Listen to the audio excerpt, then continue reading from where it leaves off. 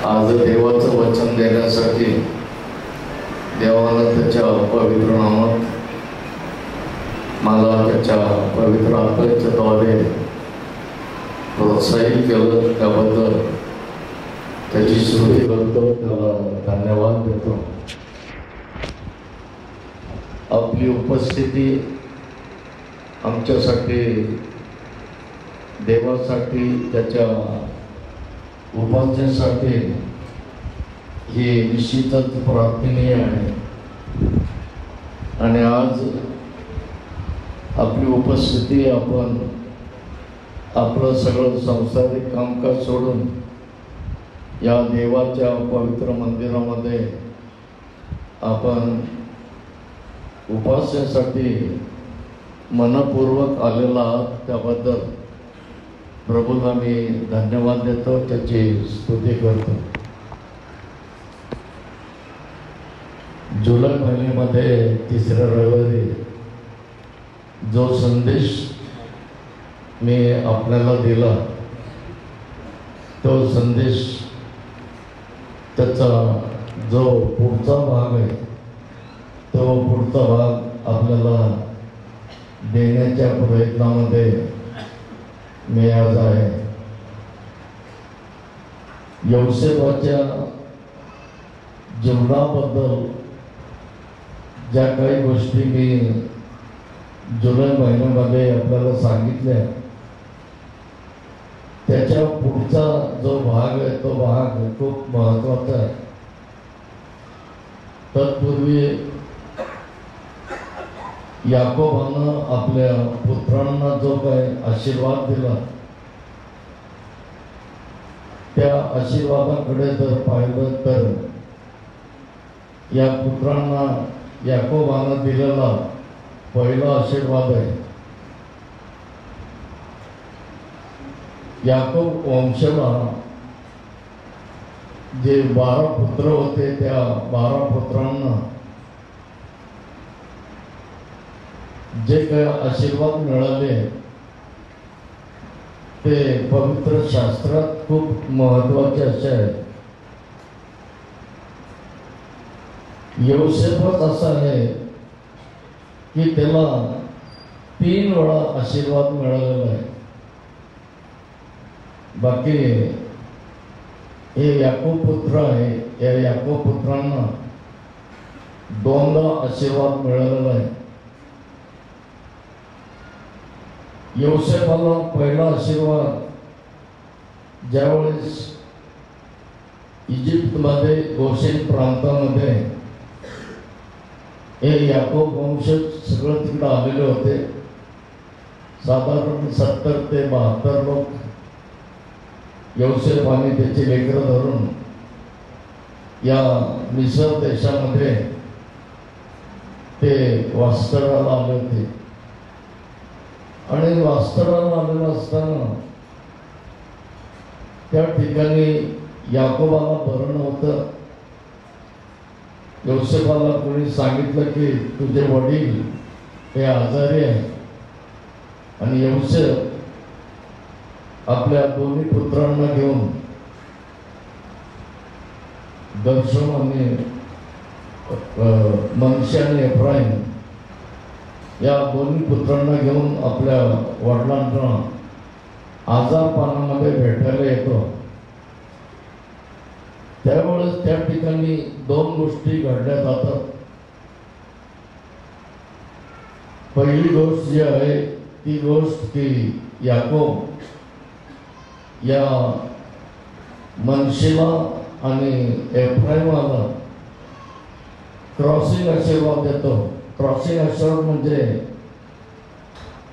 उजवा हात डावीकडं, डावा हात उजवीकडे करून मनशे आणि एफ्राईमाला याकोब आशीर्वाद देतो. आणि तो आशीर्वाद दिल्यानंतर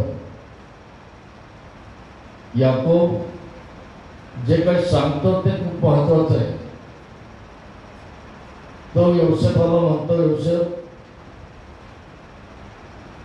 मी तुला असं डोळ्यांनी पाहिलेलं आहे, मन भरून पाहिलेलं आहे. जरी माझी दृष्टी ही आधू झालेली आहे, मला माहित आहे की तुझा मनशे माझ्या उजवीकडे ठेवलेला आहे, तुझा एफ्राईम 2 नंबरचा पुत्र माझ्या डावीकडे ठेवलेला आहे. मला माहित आहे मनशे थोरला आहे आणि एफ्राईम धाकटा आहे, तरीही मी माझा उजवा हात एफ्राईमच्या डोक्यावर ठेवत आहे, मनशेच्या डोक्यावर ठेवत नाही. कारण इस्रायल लोकांमध्ये अशी रीत होती की थोरल्या मुलाला उजवा हात डोक्यावर ठेवून आशीर्वाद दिला जात असे. परंतु याकोबानं आपल्या दोन्ही हाताला क्रॉस केलं आणि उजवा हात एफ्राईमच्या डोक्यावर ठेवून आणि डावा हात मनशेच्या डोक्यावर ठेवला. योसेफ म्हटला, पप्पा तसं नाही, हा माझा थोरला मुलगा, हा माझा धाकटा मुलगा आहे, उजवा हात माझ्या मनशेवर ठेवा.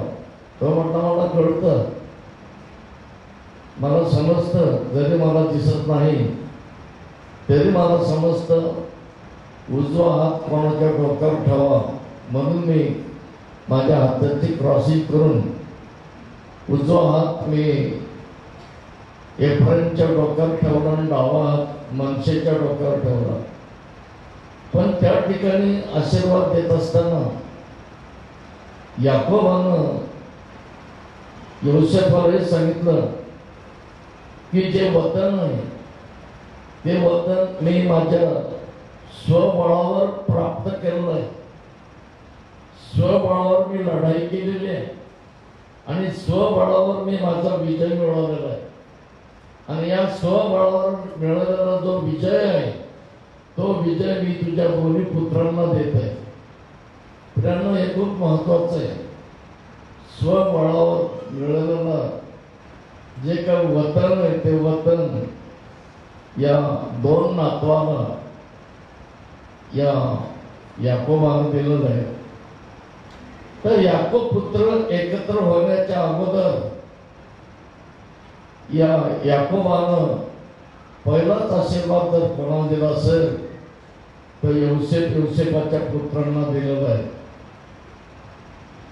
त्या ठिकाणी दुसरी जी गोष्ट आपल्याला पाहायला मिळते ती ही की याकोब या योसेफाला म्हणतो, योसेफा, मला तू माझ्या मांडीखाली तुझा हात ठेवून इस्रायल लोकांमध्ये शपथ घेण्याची एक रीत होती. ती रीत अब्रामापासून होती.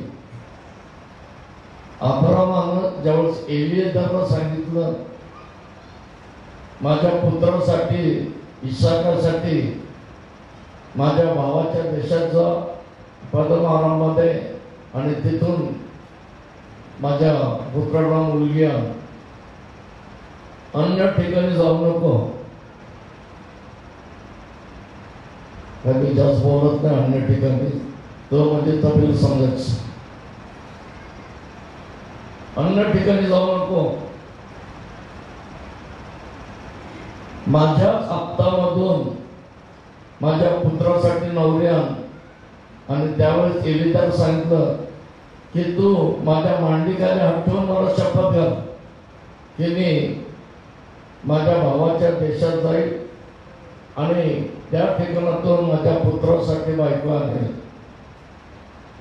आणि अशा प्रकारे इस्रायल लोकांमध्ये अब्रामाच्या काळापासून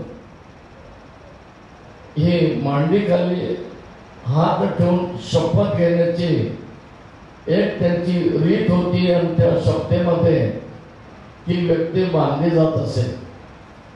याकोब योसेफाला हेच म्हणतो की योसेफा, ज्या इजिप्त देशामध्ये आपण आहोत, ज्या मिसर देशामध्ये आपण आहोत, त्या मिसर देशामध्ये मी मेलो तर मला ठेवू नको, मला पुरू नको. मला तू मकपेला, हेब्रोन या मकपेलाच्या कब्रस्थानामध्ये शास्त्रामध्ये त्याला मक्पेला गुहा म्हटलेलं आहे. आणि या मक्पेला कब्रस्तानामध्ये मला तू दफन कर. आणि यहोशेफाने या गोष्टी ऐकल्या. शास्त्र सांगतं की मिस्री लोक प्रेतामध्ये मसाला भरण्यासाठी पारंगत होते एकदम.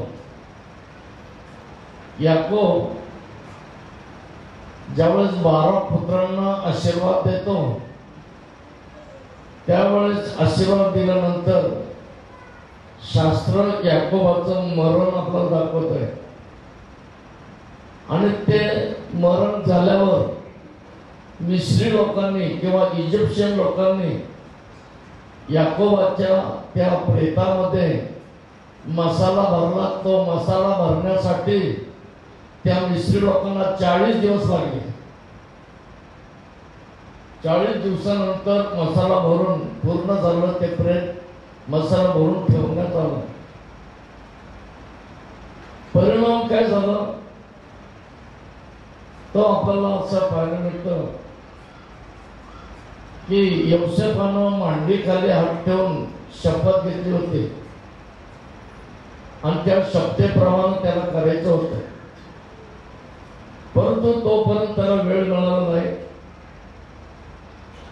कारण त्या काळामध्ये जो दुष्काळ पडलेला होता तो दुष्काळ फार गहन होता. याकोबानं जे काही आशीर्वाद दिले त्या आशीर्वादामध्ये आपल्याला पाहायला मिळतं की त्याच्या या 12 पुत्रांना आशीर्वाद दिलेले.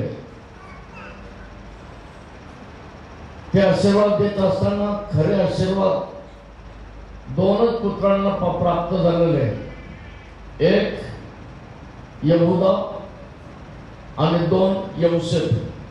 बाकीच्यांना जे काही आशीर्वाद दिलेले किंवा बाकीच्यांना त्यांच्या भूतकाळाच्या संबंधातून त्यांचा भविष्य काही काळ असेल तो त्यांना त्या ठिकाणी सांगितलेला आहे.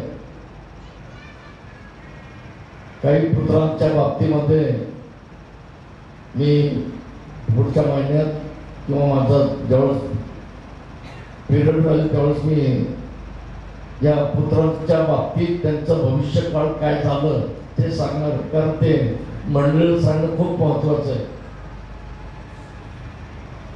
आणि अशा प्रकारे यहोशेफाला पहिला आशीर्वाद याकोब आजारी असताना दिलेला आहे. पुत्रांना एकत्र करून याकोबानं आशीर्वाद दिलेला आहे. आणि या वंशांना याकोबाचे जे वंशज होते इजिप्तमध्ये त्या वंशाला मोशेनं आशीर्वाद दिलेला आहे. म्हणजे 3 वेळा हे आशीर्वाद आपल्याला यहोशेफाला मिळालेले असं पाहायला मिळतं. बाकीच्यांना 2च वेळा मिळालेले. आणि त्याच्यातही काही नावं मोशेनं घेतली नाही आणि याकोबानं प्रत्येकाच्या याच्याप्रमाणे आशीर्वाद दिलेला आहे. त्यांनी सांगितलेलं आपल्याला. त्यासाठी आपण पहिला शास्त्रभाग वाचू. अनुवादचं पुस्तक याचा 33वा अध्याय. याकोब जे मोशे जे आशीर्वाद या 12 वंशाला देत आहे ते आशीर्वाद देत असताना तो यहोशेफाबद्दल काय आशीर्वाद देतो ते पहिलं आपण प्रथम पाहूया. अनुवादचं पुस्तक याचा 33वा अध्याय 13व्या वचनापासून तर 16व्या वचनापर्यंत यावेळेस आपण शास्त्रभाग वाचू. आपण मग यहोशेफाविषयी तो म्हणाला, परमेश्वर त्याच्या देशात पुढील बाबतीत बरकत देव. आकाशाचे अमूल्य पदार्थ व दैवर खाली पसरलेला महासागर, सूर्यापासून उद्भवणारे अमूल्य पदार्थ चंद्रापासून उपजणारे बहुमोल पदार्थ, प्राचीन गिरीवरील उत्तम वस्तू, सनातन डोंगरावरील अमूल्य पदार्थ, पृथ्वीवरील व तिच्या महामूल उत्पन्नातील बहुमोल पदार्थ, जो झुडपात प्रगट झाला होता त्याची प्रसन्नता, याचा आशीर्वाद यौसेपाच्या माथ्यावर येवो. जो आपल्या बंधूमध्ये श्रेष्ठत्व पावला होता त्याच्या माथ्यावर तो येवो. अशा प्रकारे घरी गेल्यानंतर हे तुम्ही यौसेपाला दिलेले जे आशीर्वाद आहे हे आशीर्वाद वाचा. यौसेपाला मोशेनं दिलेले जे आशीर्वाद आहे त्या आशीर्वादामध्ये मोशे असं म्हणतो की परमेश्वर यौसेपाला आकाशाचा अमूल्य पदार्थ प्राप्त करून देऊ. प्रियांनो, हे आमच्यासाठी खूप महत्वाचं आहे. आम्ही प्रार्थना करत असताना हेच म्हणतो, हे आमच्या आकाशातील पित्या, तुझे नाव पवित्र मानले जाव. या ठिकाणी आकाशातलं जे काही अमूल्य आशीर्वाद आहे ते अमूल्य आशीर्वाद या मोशेनं यौसेपाला दिलेलं आहे. याकोब या यौसेपाला आशीर्वाद देत असताना असं म्हटलंय की तू एक फलद्रूप शाखा आहे, तुला फळं येणारे शाखा आहे आणि तुला तिरंदाजानं, तुला बाण मारणाऱ्यांना तुला बाण मारले. आता मी बाण मारले या संबंधात बोललोय. हे बाण मारणं कितपत या यौसेपासाठी कार्यकारी आहे हे आपण या ठिकाणी पाहू शकतो. जे बाण मारले गेले त्यातले बरेचसे बाण हे आपण पाहिलेले आहे. परंतु या ठिकाणी या मोशेनं दिलेले जे आशीर्वाद आहे, काय काय आशीर्वाद आहे. पहिली गोष्ट आकाशातील आशीर्वाद, आकाशातील बहुमोल पदार्थ तुझ्या जीवनामध्ये असो. दुसरी गोष्ट सूर्यापासून उद्भवणारे अमूल्य पदार्थ, चंद्रापासून उपजणारे अमूल्य पदार्थ, प्राचीन गिरीवरील उत्तम वस्तू, सनातन डोंगरावरील अमूल्य पदार्थ, पृथ्वीवरील व तिचा महामूल उत्पन्नातील बहुमोल पदार्थ, जो झुडपात प्रकट झाला होता त्याची प्रसन्नता, त्याचा आशीर्वाद यौसेपाच्या माथी असो, असं हा मोशे या यौसेपाला आशीर्वाद देते. ज्या यौसेपाला या मोशेनं जे आशीर्वाद दिलेले, आकाशातील अमूल्य पदार्थ, सूर्यापासून उपजणारं अमूल्य पदार्थ, चंद्रापासून उपजणारं अमूल्य पदार्थ, देवाच्या पवित्र गिरीवर, देवाच्या पवित्र पर्वतावर जे काय आशीर्वाद आहे, अमूल्य आशीर्वाद आहे, ते अमूल्य आशीर्वाद तुला प्राप्त हो. मंडळी, मला तुम्हाला हे सांगायला पाहिजे, जो परमेश्वर अशा प्रकारे मोशेच्या द्वारे यौसेपाला आशीर्वाद देतो, तोच परमेश्वर ख्रिस्ताच्या द्वारे तुम्हाला आणि मला किती मोठा अमूल्य आशीर्वाद देणार आहे त्याचा विचार करा. ख्रिस्त आम्हाला जे आशीर्वाद देतो ते खूप महत्वाचे आहे. ख्रिस्ताचे आशीर्वाद हातून मातून नसतात. ख्रिस्ताचे आशीर्वाद तुमच्यासाठी, माझ्यासाठी अमूल्य आशीर्वाद आहे आणि या अमूल्य आशीर्वादानं ख्रिस्त तुम्हाला आणि मला भरून काढतो.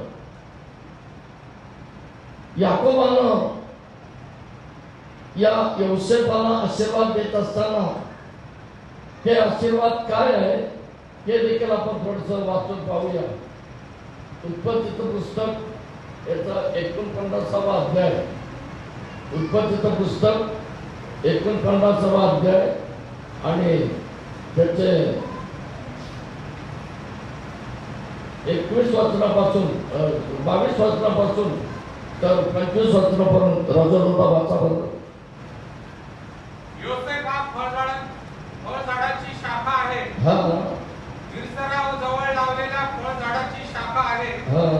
त्याच्या डाळ्या भिंतीवर पसरल्या आहेत. तीरंदाजांनी त्यांना त्रस्त केले, त्याला बाण मारले, त्याचा पिच्छा पुरवला, तथापि त्याचे धनुष्य मजबूत राहिले. याकोबाचा समर्थ देव, मेंढपाळ, इस्रायलाचा खडक याच्या नावाने त्याचे भुज स्फुरण पावले. तुझे सहाय्य करणारा तुझ्या पित्याचा देव, तुला वरदान देणारा सर्वसमर्थ देव याच्याकडून हे होईल. वरून आकाशाची व खालून जलाशयाची वरदाने तो तुला देईल. आमेन. वरून आकाशाची आणि खालून जलाशयाची वरदान देणारा आमचा जिवंत देव आहे, हे कधी विसरू नका. आमचा देव कोणत्या प्रकारे आहे? योसेफ, तुला तीरंदाजांनी घायल केलं, तुला बाण मारले. बाण मारणारे खूप आहे हो आपल्या जीवनामध्ये. आम्हाला बाण मारणारे पुष्कळ जण पाडतात. योसेफाला बाण मारले, सख्या भावाने बाण मारले, आरोपाचे बाण त्याच्यावर आले, दुष्टांचे बाण त्याच्यावर आले, हेव्याचे बाण त्याच्यावर आले आणि असे बाण त्यांनी झेलले. त्याने दुःख झेललं आणि ते दुःख झेलत असताना याकोब म्हणतो, तथापि त्याचं धनुष्य मजबूत राहिलं. बाण कोणी किती मारू हरकत नाही, बाण मारायची त्यांची प्रवृत्तीच आहे, त्या प्रवृत्तीतून ते बाण मारतील. परंतु ते बाण जरी मारले तरी आमचं धनुष्य मजबूत असलं पाहिजे. याकोब म्हणतो, त्याला बाण मारले तरी त्याचं धनुष्य मजबूत होतं. त्याचं धनुष्य काय होतं?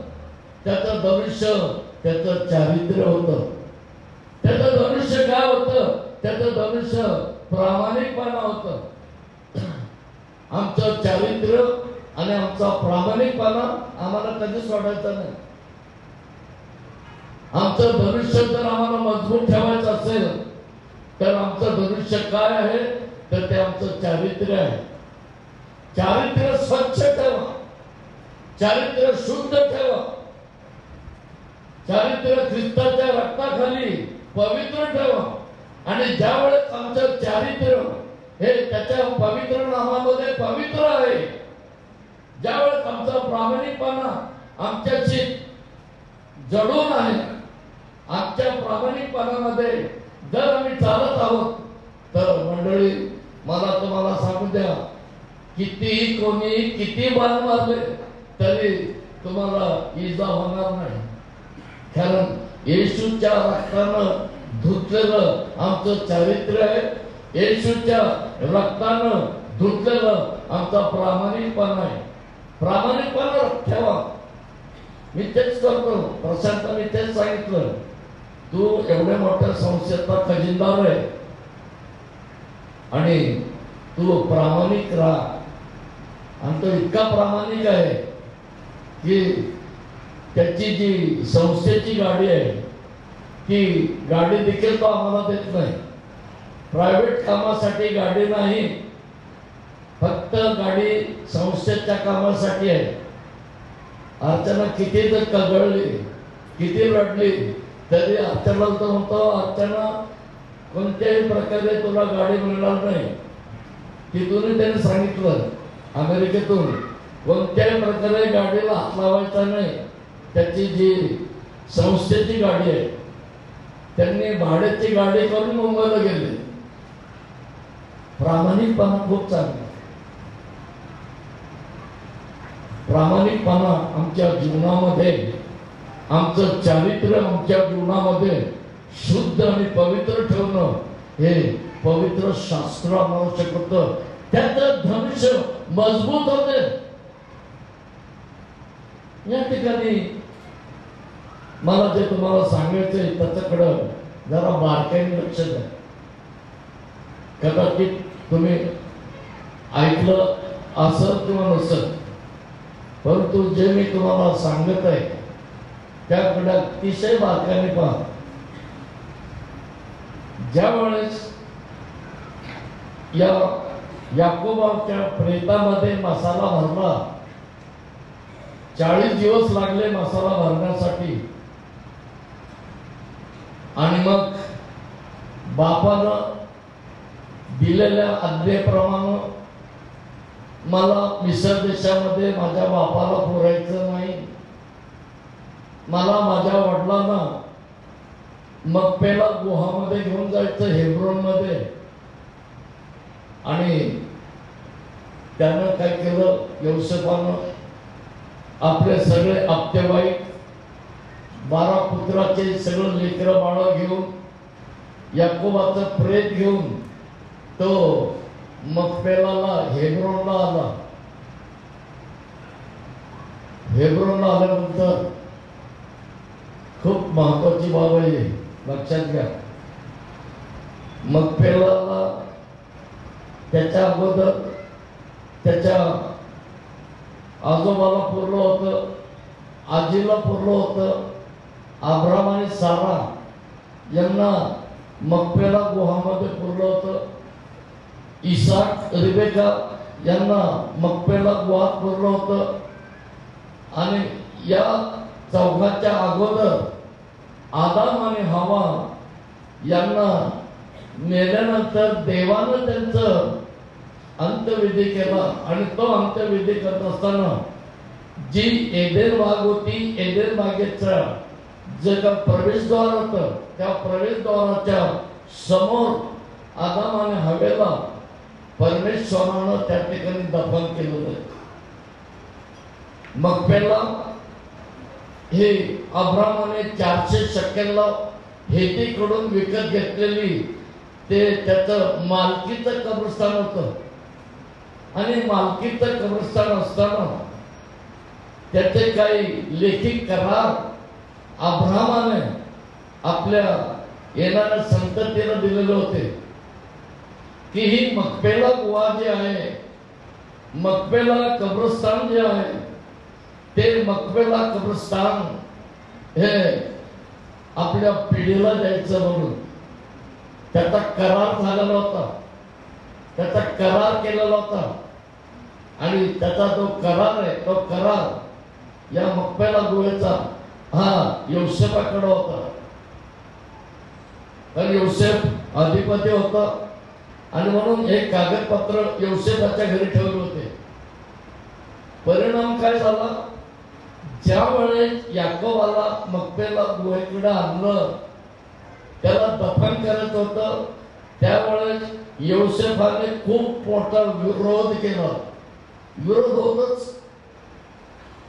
तुमच्या माझ्या जीवनामध्ये विरोध करणारे खूप आहेत.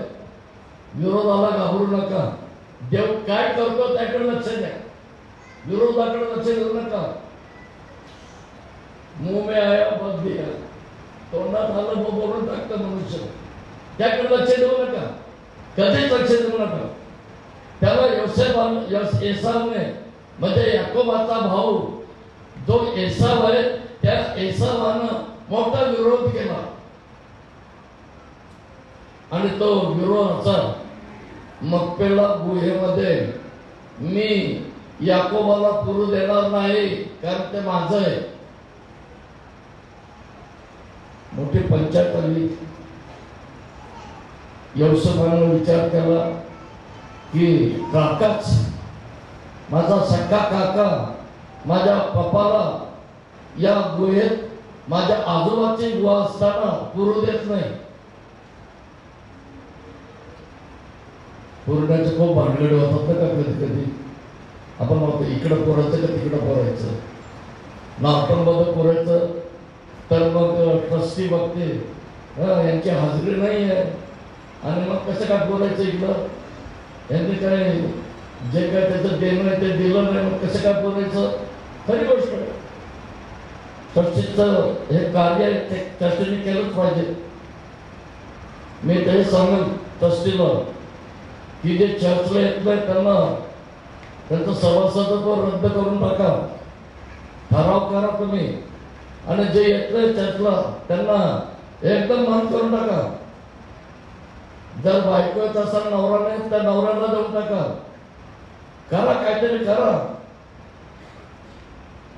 मला 700 लोकांपेक्षा 400 लोक असेल तरी बस आहे, पण ते पवित्र पाहिजे, चारित्र्यानं भरलेलं पाहिजे, प्रामाणिकपणाने भरलेलं पाहिजे. उगाच खोगीर भरती नकोय आपल्याला, हाकलून द्या नाही पाहिजे. कारण काही काही सभासद असे की त्यांना विधी पाहिजे आणि कब्रस्तान पाहिजे. रेल्वेच्या कब्रस्तानात नको, नॉर्टन पाहिजे. या गोष्टी आहेत, या गोष्टी घडतात. मी तर सरळ सांगेल ट्रस्टीला, दोन्ही ट्रस्टी एकत्र या, यावर ठराव करा, आणि जे चर्चला येतच नाही, कधी येतच नाही, 4-4, 5-5 वर्ष येत नाही, त्यांना हाकलून द्या. काढू नका ना, मला हाकलून द्या. असं माझं तुम्हाला सांगणं आज. मग पहिला बुवाकडे येसाव यांना काय पुरू दे ना. मोठा प्रश्न पडला, आता काय करायचं. येसावला सांगितलं लोकांनी आमच्याकडे लेखी आहे, ही आमची जागा आहे. तो म्हटलं लेखी आहे तर मग ते लेखी दाखवा. आता लेखी जे लिहिलेलं जो करार होता तो करार राहिला तो मिसर देशात, मिश्रामध्ये राहून गेला. मग करायचं काय, मला तो करार दाखवा तेव्हा मी तुमच्या पप्पाला पुरू देईन. वास्तविक मसाला घातलेला होता त्याच्यामुळे काय ते पुरण्याची एवढी घाई नव्हती. मग याकोबाने एकाला आशीर्वाद दिलेला होता, नफ्तालीला त्याला म्हटलेला होता तू मोकळी सोडलेली हरी नाही. हरण होतं, हरण मोकळी सोडलेलं हरण होतं नफ्ताली. आणि नफ्तालीला सांगितलं की तू काय कर, तू हरणासारखा पळणार आहे, हरणासारखं तुझं धावणं आहे.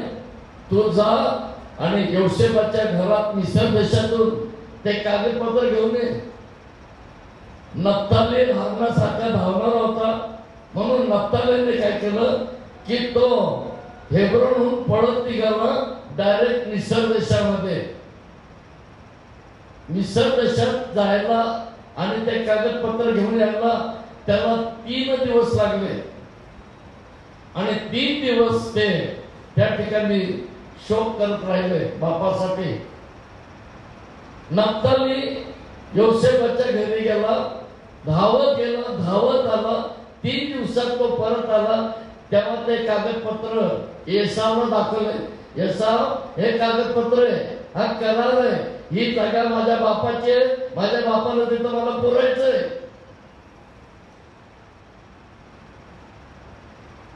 काही काही लोक लय हट्टी असतात. हा येसाव, त्याच्याबद्दल मी बोलणार पुढं. हा लय हट्टी होता. कधी देवाचं नाव नव्हतं घेतलं त्यांनी. जन्म झाल्यापासून देवाला कधी चाललं, उलटून आई बापाची आज्ञा त्यांनी पाळलेली नाही. सांगेल तेव्हा त्या गोष्टी. हा येसाव एवढा हट्टी होता, ज्या वेळेस कराराचं पत्र त्याला दाखवलं, बिचारा तो नफ्ताली पळत गेला आणि पळत घेऊन आला 3 दिवसामध्ये मिसर देशातून. आणि ते दाखवल्यानंतर येसाव म्हणतो तरी त्याने ते घेतलं, फाडलं, फेकून दिलं, तरी पुरू देणार नाही. कधी कधी काका लोक असेच असतात, हट्टीपणा करू नका. आणि ज्यावेळेस हे कागदपत्र त्यांनी चुरवून फेकलं त्यावेळेस याकोबानं एका मुलाला आशीर्वाद दिला होता. आणि तो आशीर्वादचा दान हा वाटेवरचा साप आहे, दान हा मार्गातला नाग आहे. तो आपल्या लोकांचा कैवार घेतो आणि या दानानं काय केलं, त्यांनी बघितलं काका ऐकायचं म्हणून त्यांनी डायरेक्ट तो मार्गातला साप होता, नाग होता म्हणून त्याने याचा खूनच करून टाकला. येसावचा खून केल्यानंतर त्या ठिकाणी यौसेफ यानं आपल्या बापाला मक्पेला गुहामध्ये पुरलं आणि मक्पेला गुहात पुरल्यानंतर त्या ठिकाणी दोन गोष्टी झाल्या.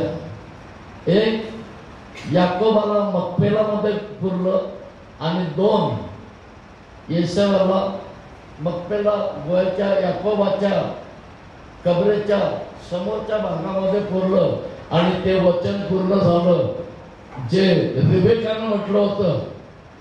रिबेकानं असं म्हटलं होतं, ज्या वेळेस याकोबानं फसून आशीर्वाद घेतला होता येसावाचा, त्यावेळेस ती म्हटली, ती पण संदेशी होती, भविष्यवादी होती रिबेका. रिबेकानं त्याला सांगितलं त्या टायमाला याकोबाला, तू पदम आराम या ठिकाणी माझा भाऊ लाबान आहे, त्या लाबानच्या घरी जा आणि त्या ठिकाणी तू निघून जा, कारण तुझा भाऊ तुझा जीव घ्यायला पाहतोय. तुझ्या बापाचं सुतक संपलं की तो तुला मारून टाकणार आहे. आणि म्हणून ती त्या ठिकाणी अशी बोलली, एकाच वेळेस तुम्ही दोघांनी मला का अंतरावं, एकाच वेळेस तुम्ही दोघांनी मला का अंतरावं. तिचं ते भविष्य इथं पूर्ण झालं.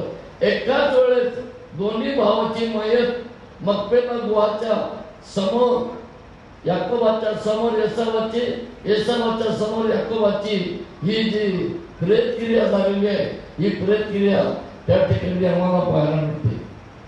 प्रियांनो, यौसेफाला इथं देखील मारायला विधलं.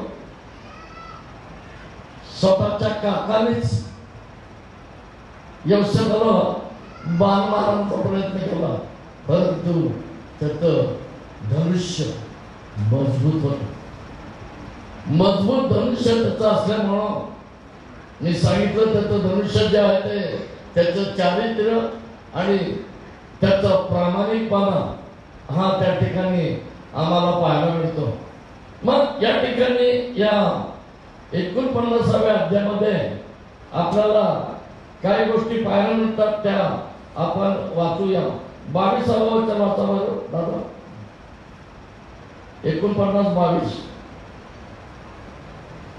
योसेफ हा फलवती लतेची एक शाखा आहे, निर्जरापाशी लावलेल्या फळझाडाची शाखा आहे, झाड्या भिंतीवर चढून पसरल्या आहेत. या ठिकाणी आम्हाला हे पाहायला मिळतं की यौसेफच्या बाबतीमध्ये जे काही आशीर्वाद याकोबाला दिलेले, ते आशीर्वाद याप्रमाणे आहे की यौसेफ फलवती लतेची एक शाखा आहे आणि निर्जरापाशी लावलेल्या फळ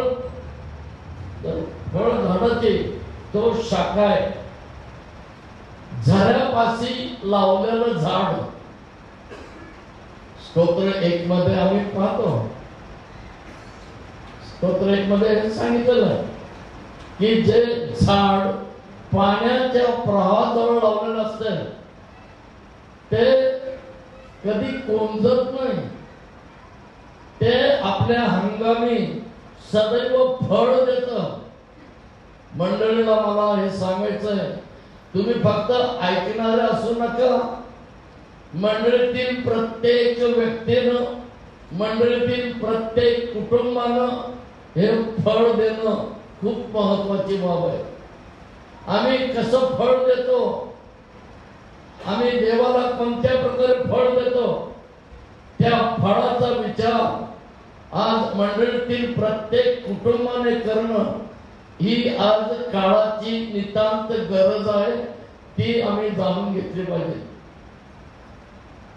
जे झाड पाण्याच्या प्रवाहाजवळ लावलेले असते, जे आपल्या हंगामी फळ देते, देव तुमच्याकडून माझ्याकडून फळाची अपेक्षा करतो, चांगल्या फळाची अपेक्षा करतो, सडलेल्या फळाची अपेक्षा करत नाही. तुम्हाला आणि मला चांगली फळं द्यायची आहे. पवित्र आत्म्याच्या सामर्थ्याच्या द्वारे आम्ही कोणत्या प्रकारचं फळ जगाला देतो, कोणत्या प्रकारचं फळ मंडळीला देतो, कोणत्या प्रकारचं फळ समाजाला देतो, कोणत्या प्रकारचं फळ माझ्या देशवासियांना देतो, हे महत्वाचं आहे. त्याचा विचार करा, आमचं फळ काय आहे. पण ते फळ देण्याच्या अगोदर आमचं जीवन कुठं पाहिजे, प्रवाहाच्या जवळ पाहिजे. येशू ख्रिस्त हा जीवनाचं पाणी आहे. या ख्रिस्तामध्ये जर आम्ही लावलेले आहोत तर आम्ही आमच्या हंगामामध्ये, देवाच्या हंगामामध्ये आम्ही चांगली फळं दिल्याशिवाय राहणार नाही. आमचं फळ महत्वाचं आहे. त्या फळाच्या बाबतीमध्ये याकोब म्हणतो की तो असं म्हणतो की यौसेफ हा फलवती लतेची एक शाखा आहे.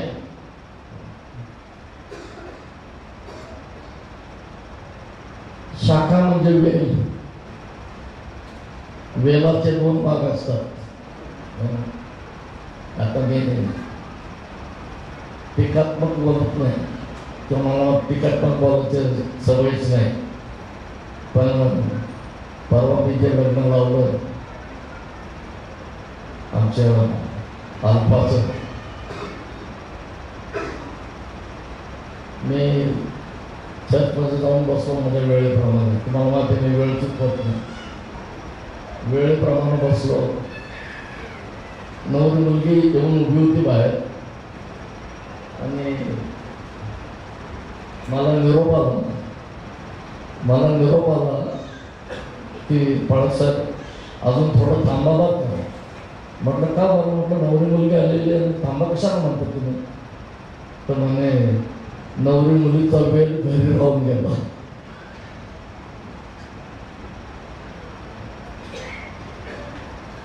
आता काय करू म्हटलं, वेळ तर पाहिजे. कारण माझी सवय की पडदा काढावा लागतो. आणि आता काय करू म्हटलं कुठून आणणार आहे. म्हटलं कुठं राहतात. म्हणजे दापोडीला. आता दापोडीला एवढ्या ट्रॉफिकमध्ये संध्याकाळी कधी जाणार आणि कधी येणार माहीत नाही. मग कुठून आणला काय आणला. मग नवरी मुलगी बरोबर आली वेल वगैरे घेऊन.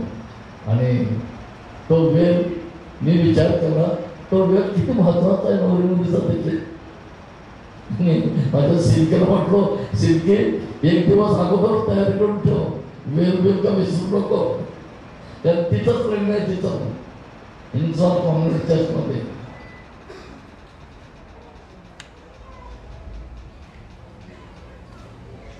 त्या अशा गोष्टी ज्या आहेत त्या गोष्टीचा विचार करणं हे खूप महत्वाची बाब आहे. तुम्ही वेल आहात. ख्रिस्त म्हणतो तुम्ही वेल आहात. आणि तो जर वेल आम्ही आहोत तर तो वेल फळानं भरलेला पाहिजे. आम्ही फळ देणारे पाहिजे. या ठिकाणी या फळाचा जेव्हा आम्ही विचार करतो त्यावेळेस आपल्याला यशाचं पुस्तक याचा 37वा अध्याय आणि त्याचं 31वा वाचा.